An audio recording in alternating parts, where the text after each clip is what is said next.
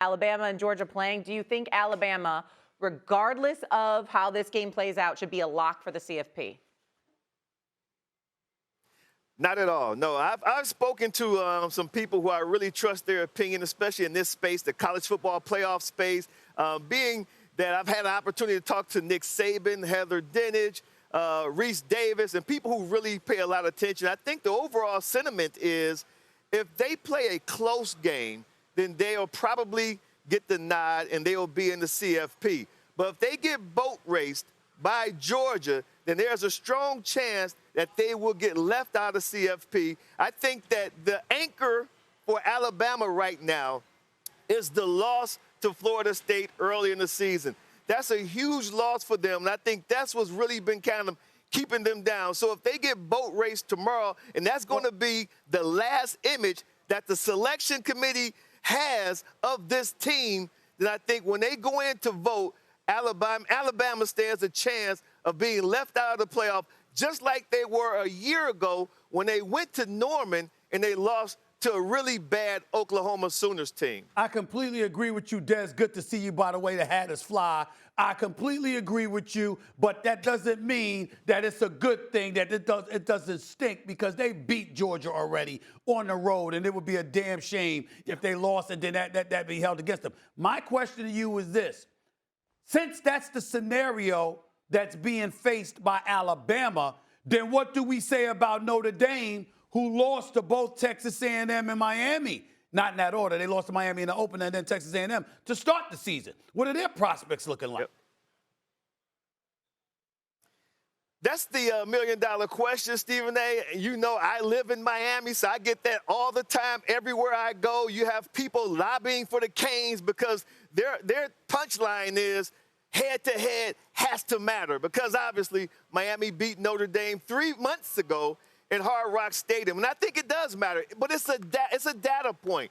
It's not the end-all to be-all, so to speak. And so I understand both sides when you look at Notre Dame, because, Stephen A., if you ask most analysts today who they think is the better team on the football field, I believe most of them would say Notre Dame.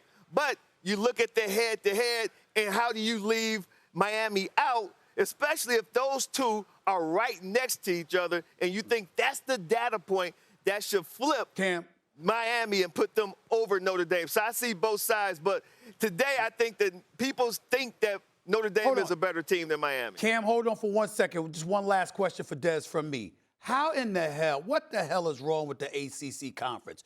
Duke is 7-5. They've lost 5 games, but they're playing in the conference championship against Virginia. Virginia's got 2 losses, but they're ranked 17th in the country. Right. Miami's got 2 losses, but they're ranked 12th in the country. I mean, damn, it makes no sense. What is that conference?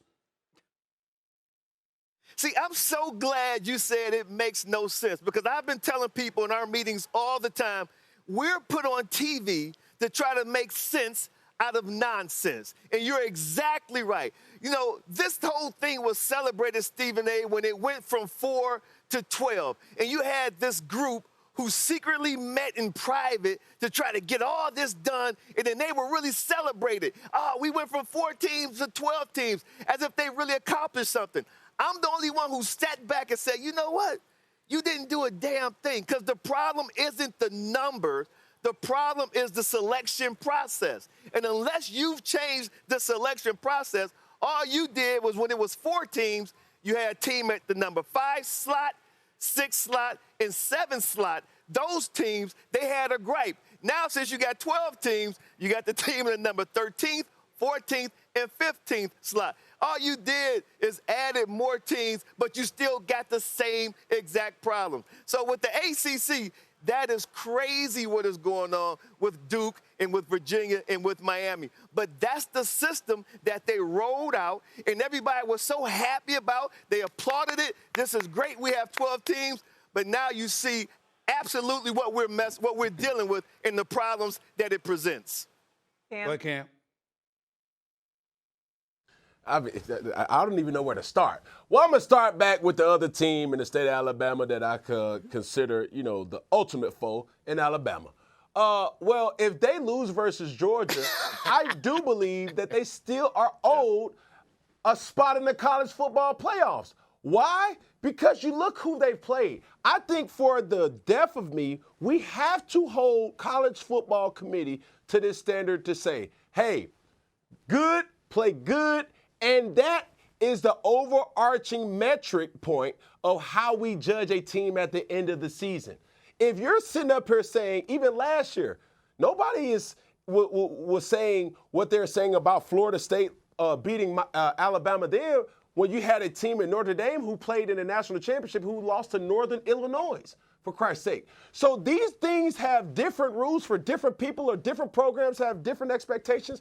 At the end of the day, I've never lobbied for SEC more than just saying it flat out. The SEC is the only conference that on a week-to-week basis, as consistent as it is, they're going to be tested in the most detrimental environments, the most toxic environments. They know that good on good is going to play sooner rather than later than any other sport. Now, with Notre Dame, I've always spoke my truth about Notre Dame. Notre Dame has been college football's Dallas Cowboys. When they're in, everything's good, and we already know with that. Now, the ACC, on the other hand, they have not been good collectively in a long time. But now when you see a team like Miami miss, that's a big head scratcher, and it would never happen in other conferences. First things first. Okay. What are we going to learn about Indiana in this particular equation? We know that Ohio State is the reigning defending national champions. Indiana and them Big Ten championship. Right. I mean, first time in history, 2 undefeated teams are playing for the Big Ten title. What are your thoughts about Indiana this year and how legit they are? Well, thanks for that question. And first of all, Cam, thank you for acknowledging the hat. I had to counterbalance, your look and your hat, so I think that we met somewhere in between, brother.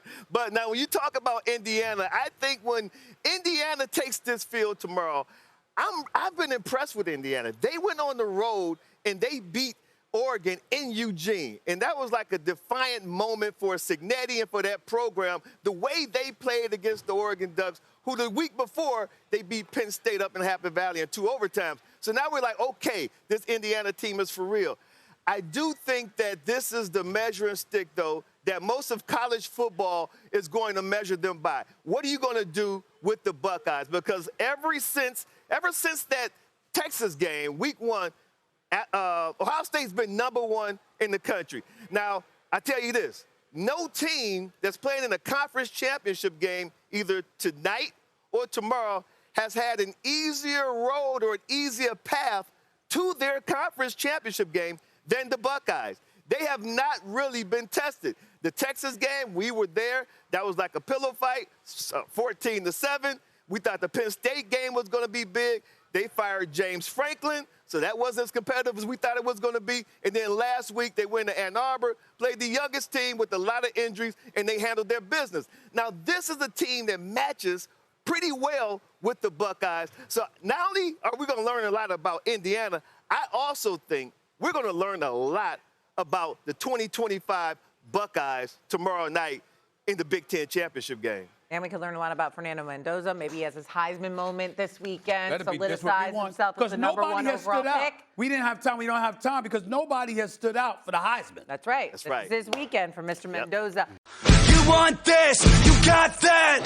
No way, watch them walk right past you. Run fast while you